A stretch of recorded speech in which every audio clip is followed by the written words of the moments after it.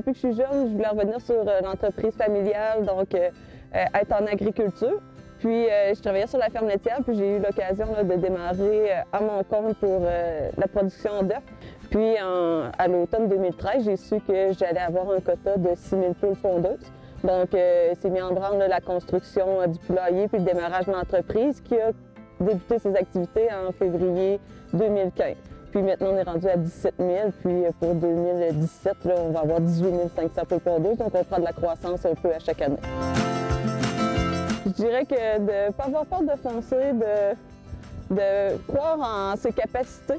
Comme présentement, je suis dans un domaine qui est plutôt masculin, donc c'était pas nécessairement évident là, de faire ma place et tout ça.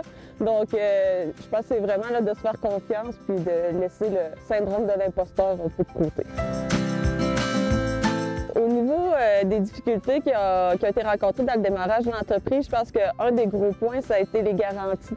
Que c'est un projet qui demande beaucoup d'investissement, mais que j'avais pas beaucoup de garanties au début à mettre sur la table.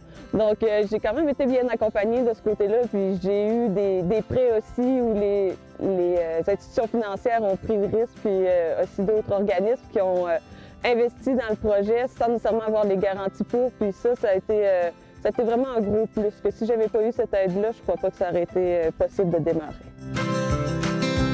Je crois que dans la région, il y a beaucoup de potentiel, autant au niveau des humains qui veulent partir ces entreprises-là que des ressources autour pour mettre en place de nouvelles entreprises, les faire croître, les faire réussir.